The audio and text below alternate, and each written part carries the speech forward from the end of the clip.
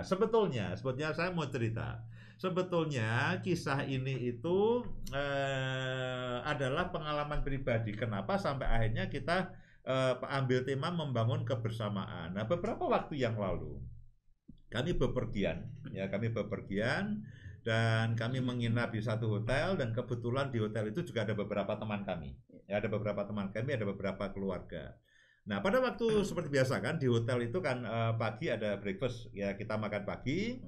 Nah, saya, Bu Indah dan anak-anak itu berupaya sedemikian rupa, ayo kita makan pagi bersama-sama. Ya, anak-anak pengennya bangun lebih siang dan sebagainya. Kami bangun lebih awal. Oke, kita runding. Akhirnya kita temukan jam yang tidak terlalu pagi, tidak terlalu siang. Sehingga kita mengupayakan supaya caranya bagaimana kita bisa makan bersama-sama, breakfast bersama-sama, ngobrol bersama-sama. Tidak lama, mungkin setengah jam. Tapi kan itu waktu yang kita investasikan dari waktu yang menyenangkan. Sementara kami makan. Seperti yang saya katakan tadi bahwa di hotel itu juga ada beberapa teman kami dan berupa anak-anak dengan anak-anaknya. Tiba-tiba kami lihat anak dari teman kami itu masuk ke ruang makan sendirian. Nah, pertanyaan kita di mana kedua orang tuanya, padahal orang tuanya ada di situ. Ya.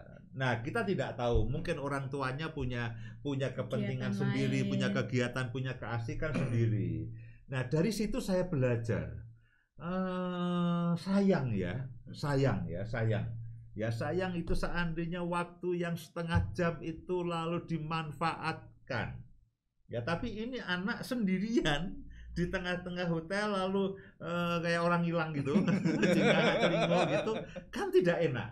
Ya, kan tidak enak. Kayak saya hanya kita menyapa, tapi kita lihat tidak ada ayah ibunya. Padahal ayah ibunya ada di hotel itu. Nah, ya mudah-mudahan sih memang mereka ada keperluan yang mendesak. Tapi seandainya tidak, waktu itu terlalu sayang sebelumnya untuk dilewatkan. Ya, ketika anak itu ya sudah kamu makan sendiri aja. Seakan-akan begini, bagi kamu makan bersama kamu tidak penting. Ya, kan di dalam yang tersiratkan begitu. Ya, yang tersiratkan begitu. Lain halnya, kamu mau makan jam berapa? Bapak, aku mau makan 7:30 aja, aku nggak mau terlalu pagi. Ya sudahlah, ya ayah ibu kita ngalah dengan kamu karena makan bersama dengan kamu itu bagi ayah, bagi ibu itu sesuatu yang penting dan sesuatu yang menyenangkan. Tapi kalau kita katakan ya sudah makan itu sendiri, cuma makan begitu aja, ya makan kenyang ya sudah. Nah, kan tersirat begini, bagi kami makan dengan kamu itu tidak ada pentingnya. Ya, mendengarkan obrolan kamu itu nggak ada pentingnya. Mendengar keluh kesahmu itu nggak ada pentingnya. Nah, itulah kenapa saya katakan dari situ saya katakan iya ya. Ya sebetulnya makan bersama itu juga repot. Saling menunggu. Ya, saling menunggu. Ya saya kalau saya dengar cerita teman-teman yang mencoba mengupayakan kebersamaan itu juga tidak mudah.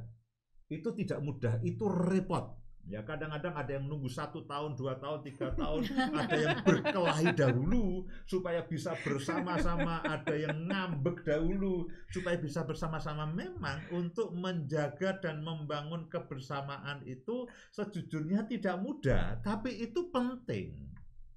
Kebersamaan itu penting, ya. Itu untuk membangun komunikasi. Ya membangun komunikasi, kita pernah sampaikan mengenai komunikasi, membangun keakraban, membangun keintiman antar anggota keluarga, kita mendengarkan, ya memang jangan bantah-bantahan, belajarlah berkomunikasi yang baik ya. Saya seringkali katakan ketika kita berkomunikasi, pasanglah telinga lebih banyak daripada mulut. Artinya mendengar lebih banyak, mendengar dengan empati, memahami. Ya ketika orang mengungkapkan perasaannya jangan dibantah. Ya jangan dibantah, tampunglah sehingga orang itu punya keleluasaan. Ya jangan sebagai ayah sok tahu ngatur perasaan istri, ngatur perasaan anak, ya gak bisa, wong kita juga punya perasaan sendiri. Ya, dan ketika komunikasi itu kita betul-betul akan menikmati apa yang menjadi pergumulan, menjadi isi hati, menjadi masalah dari anak-anak kita dan istri kita dan sebagainya. Nah, kebersamaan itu penting. Membangun komunikasi, keakraban dan keintiman. Kemudian juga secara tidak langsung itu kita mengatakan begini, bagi misalkan kalau kita ayah ya, bagi ayah, istri dan anak-anak itu penting. Loh, buktinya apa? Saya akan menginvestasikan waktu saya bersama dengan mereka. Betul. Cara kita menggunakan waktu itu menunjukkan minat apa atau apa yang kita anggap penting. Ya, misalkan kita punya hobi ya, kita punya hobi bersepeda. Kita habiskan sepeda dengan bersepeda kita itu sehari 3 jam 4 jam. Nemeni anak 2 menit nggak sabar, udah teriak-teriak. Loh, artinya begini, secara tidak langsung kita ingin katakan, sorry, papa lebih penting sepeda daripada kamu. Loh, secara tersirat kan begitu. Ya, anak kita pegang sepeda kita bentak, jangan dia kotor semuanya. Ya, anak kita kena debu kita biarin. Ya, sepeda kita kena debu kita gosok, anak kita pegang-pegang kita marahin. Nah, bagaimana kita menghabiskan waktu dan dengan siapa melakukan apa kita menghabiskan waktu, itu menunjukkan prioritas kita, minat kita di situ. Saya tidak bicara mengenai pekerjaan, tentu memang kalau kau tuh nggak usah kerja Pak, kumpul dengan istri dengan anak ya jangan. Ya. Tentu kerja itu suatu hal yang memang sudah wajar, 8 jam, 9 jam sehari, tapi sesudah itu ya pulang kerja lalu membangun kebersamaan. Saya membangun kebersamaan Pak, dengan siapa? Dengan teman nongkrong saya. Ya. Pulang kerja lalu nongkrong di warung kopi 3 jam. Pulang ke rumah jam 11 malam, anaknya mendekat disentak, istrinya mendekat disentak semuanya. Aku ngantuk tidur, besok pagi-pagi berangkat lagi, pagi-pagi sepedaan semuanya. Nah, dengan siapa kita menghabiskan waktu dan dengan apa kita menghabiskan waktu, itu menunjukkan bahwa prioritas kita itu di sini. Ya, kalau kita dengan sepeda, ya berarti bagi kita sepeda itu benar daripada keluarga. Secara tidak langsung tersirat seperti itu. Kita sedang mengkomunikasikan kepada anggota keluarga kita.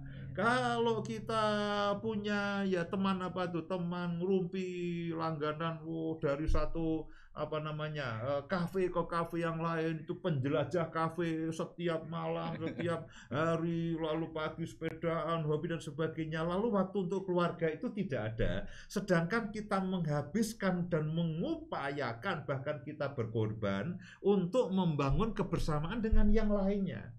Dengan teman hobi itu bisa ngobrol 3 jam itu kurang. Ngobrol dengan istri 6 menit, 8 menit, ujungnya ribut. Lu kok aneh? Dengan teman hobi, dengan teman sepeda itu bisa memahami, bisa memaklumi. Waduh, kan istri itu bawaannya itu sensi. Sensi. Tinggi Ya, terus. Nah, itu kan menurut saya itu prioritas yang salah. Mari kita harus tempatkan keluarga supaya keluarga kita menjadi keluarga yang samawa, keluarga yang penuh kesejahteraan, menyenangkan, penuh berkah, dilimpahi rezeki, ada cinta di situ, ada kisah di situ, ada kasih di situ. Ya mesti kita bangun dengan kebersamaan ini loh. Ya, kita harus memprioritaskan. Ya, kemudian kebersamaan itu bisa menjadi kenangan yang menyenangkan. Dan kemenangan yang menyenangkan itu menjadi apa ya? Menjadi satu memori yang, kita jadi kangen berkeluarga ya. Satu kali kami ke Bandung ya.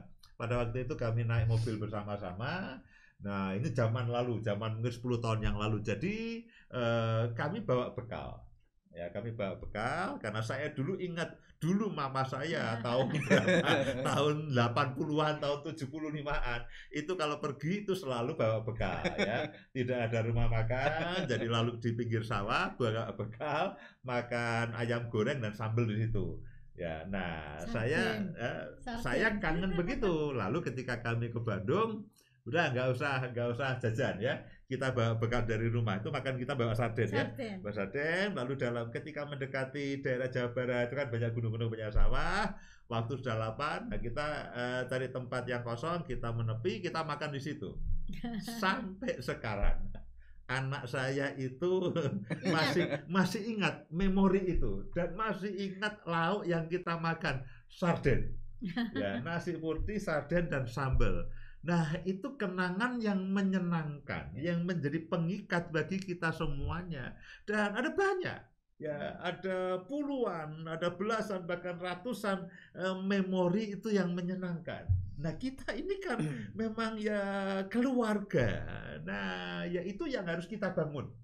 Itu yang harus kita utamakan.